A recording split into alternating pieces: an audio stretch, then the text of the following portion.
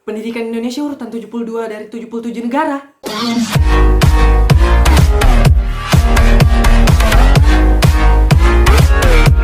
Terima kasih teman-teman, terima kasih, selamat datang kembali. Nah, sekarang saya ingin membahas tentang survei pendidikan dari PISA yang baru-baru keluar tahun 2019 ini tentang Indonesia yang menjadi peringkat 72 dari 77 negara. Nah, pertanyaannya, kenapa dari 77 negara Indonesia cuma kalahkan 5 loh? 5. Asian Games saja urutan 4 loh. Nah, perlu teman-teman tahu, survei PISA ini merujuk kepada sistem pendidikan dunia, teman-teman. Dia tuh menilai kemampuan matematika, sains, membaca, menulis, dan sebagainya. Jadi kalau kita urutan 72, bagaimana dengan negara lain? Kembali lagi, kenapa?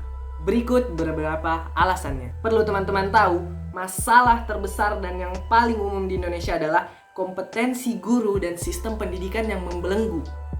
Jadi, teman-teman, guru di Indonesia itu memiliki kompetensi yang secara rata-rata sangat-sangat rendah. Kenapa? Pertama, kualitas pengajar. Perlu teman-teman tahu, kualitas pengajar yang ada di Indonesia terbilang masih sangat-sangat rendah, teman-teman. Beberapa di antara pengajar yang ada sekarang itu bahkan sebenarnya tidak niat jadi pengajar. Bisa dikatakan para pengajar itu cuman mengejar AdSense. Nah, AdSense yang saya maksud ini apa? Mereka cuma mengejar PNS, gelar-gelar lain, tapi sebenarnya bukan passionnya mengajar. Itu yang salah. Kemudian kalau kita mengacu pada sistem pendidikan di negara lainnya, di Finlandia, minimal pengajar teman-teman itu S2 dan harus benar-benar pintar, sehingga mereka memprioritaskan guru adalah orang-orang yang memang terbaik. Dibutuhkan orang-orang cerdas untuk membentuk orang-orang cerdas lainnya.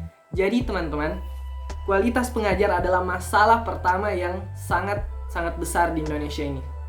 Kedua, ini adalah masalah yang sangat-sangat mengganggu pikiran saya sampai saat ini, adalah sistem pendidikan yang membelenggu.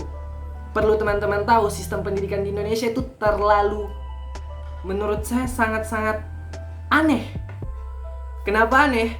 Deddy Corbuzier pernah bilang begini teman-teman di salah satu podcastnya. Sistem pendidikan di Indonesia malah sistem yang membuat kita bodoh. Kenapa? Ilustrasinya begini. Ketika ada seseorang yang jago seni, jago menari, terus dia bodoh matematika, sistem pendidikan Indonesia datang untuk memberi dia les matematika, bukan les tari.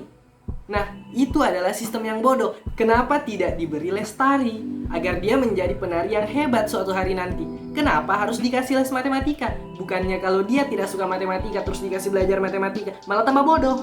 Itu adalah hal yang salah, teman-teman. Dan masih banyak lagi sistem yang aneh dan perlu dibenahi di negara kita ini, teman-teman. Yang ketiga, lembaga pendidikan perlu pembenahan. Saya punya opini pribadi tentang ini.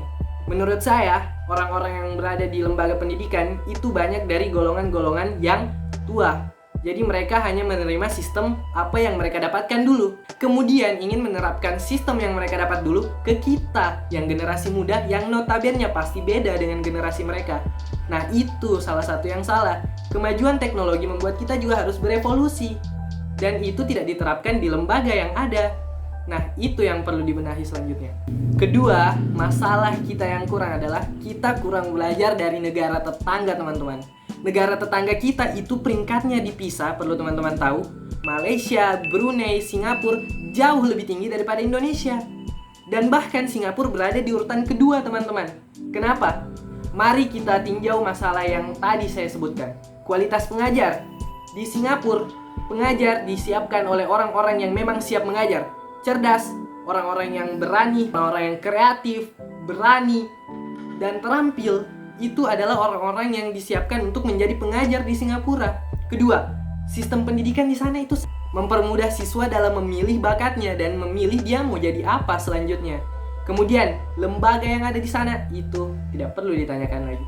Pasti mendukung. Nah, apa yang harus kita lakukan? Tinggalkan sistem pendidikan yang kuno. Sistem pendidikan Indonesia sudah sangat-sangat kuno, teman-teman, dan itu harus kita benahi. Hal yang harus kita benahi adalah sistem pendidikan yang kuno. Itu adalah poin terpenting dari seluruh pembahasan saya. Sistem pendidikan Indonesia adalah sistem yang benar-benar salah dan menurut saya perlu dibenahi. Ada banyak sekali sistem pendidikan di Indonesia yang menurut saya janggal dan tidak perlu lagi dipertahankan. Contohnya, sistem pengajaran satu arah, di mana guru hanya memberikan materi kepada siswa, mau tidak mau siswa harus terima. Tidak ada feedback atau pesan balik dari siswa kepada guru itu. Tidak ada diskusi dan sebagainya. Guru hanya mau tahu, materi dia selesai, siswa dapat materinya, kemudian tidak ada lagi. Itu sistem yang salah. Sistem pendidikan ini memang benar-benar harus berubah, teman-teman. Harus berevolusi. Tukang bubur naik haji saja bisa naik haji karena dia punya tujuan. Kita juga harus punya tujuan. Nah, itu tidak bisa kita capai jika sistem pendidikan Indonesia masih kuno seperti ini. Di era industri 4.0, kita harus sama-sama merangkul dari sistem pendidikan, dari pemerintah yang membentuk sistem pendidikan, sekolah-sekolah yang menjadi pelaksana, guru-guru yang menjadi perpanjangan tangannya, serta siswa yang akan menjadi masa depannya. Kita harus saling bekerja sama untuk mewujudkan Indonesia dengan sistem pendidikan yang lebih baik. Sekian teman-teman, terima kasih sudah menonton video ini. Semoga Indonesia bukan peringkat 72 lagi. Kedepannya kita naik sampai urutan 1 kalau bisa. Kalau teman-teman punya pendapat lain, silahkan tuliskan di komentar di bawah ini.